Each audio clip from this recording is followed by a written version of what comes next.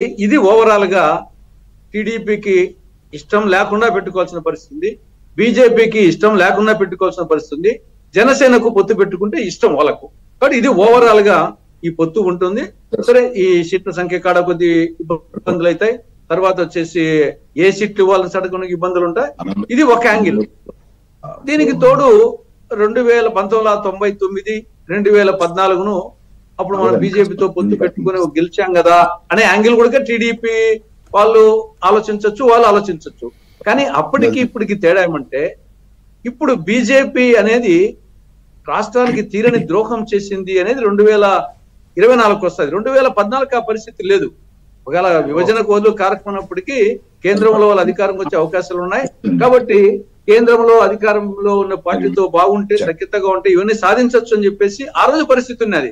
అది ఒక plus point ఆ రోజు టీడీపీ బీజేపీ పొత్తుకు.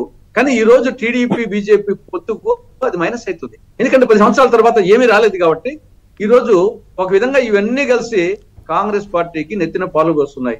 రాముడు భీముడు సినిమాలో ఒక పాట ఉంది, ముందిలే మంచి కాలం ముందు ముందున అందరూ సుఖపడాలి నందనందన్ అన్నట్టు కాంగ్రెస్ పార్టీకి ఉందిలే మంచి కాలం ముందు ముందున అని ఆంధ్రప్రదేశ్ లో ఆ విధంగా. ఎందుకంటే ఆంధ్రప్రదేశ్ ప్రజల దృష్టిలో నంబర్ 1 ద్రోహం చేసిన పార్టీ బీజేపీ. ముందు ముందు అంటే 29 2024 మాది 2020 మ్యాచ్. 24 అంతే కదా. ఏంది కర్ణాటక తెలంగాణలో ఏమైంది? హుజురాబాద్ మునుగోడు రేవంత్ రెడ్డి బీసీసీ అధ్యక్షుడు అయినా బై ఎలక్షన్స్ అండి. బై ఎలక్షన్స్ లో అధికార పార్టీ ఎవరుంటే మీకు తెలియదు అతుల్ రెడ్డి గారు. బై ఎలక్షన్ ఉప ఎన్నికల్లో ఎప్పుడు కూడా అధికారంలో ఎవరుంటే వాళ్ళ వైపు మొగ్గు చూపుతాయి కదా. అట్టేం కాదు కదా, డిపార్ట్ పోయింది కదా.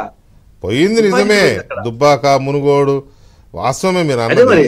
కాబట్టి ఒక్క ఛాన్స్ అంతే, ఏదో ఒక ఐడియా మొత్తం మార్చుంది. ఇప్పుడు రాజకీయాల్లో ఇప్పుడు అన్నగారు అడిగినట్టు చెల్లెలు కూడా అడుగుతారా ఒక్క ఛాన్స్ అని? Already decided. Why not Congress in AP. మన కర్ణాటకలో కాంగ్రెస్, నిన్న తెలంగాణలో కాంగ్రెస్, రేపు ఆంధ్రప్రదేశ్ లో కాంగ్రెస్. ఇదే మన నినాదం, why not Congress. No doubt తప్పలేదండి. ఎందుకంటే ఏమో గుర్రం ఎగరావచ్చు, చెప్పలేం, ఎవరికి తెలుసు అనే. కరెక్ట్, అంతే. ఎప్పుడు ఏం జరుగుతుందో చెప్పలేం. ఎవరికి వాళ్ళు అలా అన్ని ప్రయత్నాలు చేయడమే రాజకీయం అంటే. రైట్, ఎనీవే అసలు ఇప్పుడు కీలకమైన సందర్భం తెలుగుదేశం దగ్గర ఉంది. తెలుగుదేశం ఏం ఆలోచిస్తోంది?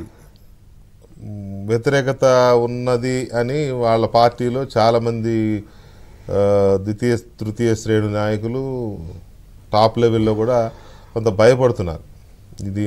దీని ఫలితం ఎలా ఉండబోతోంది అని. మరి ఆ పార్టీ ఎలా ఆలోచిస్తోంది?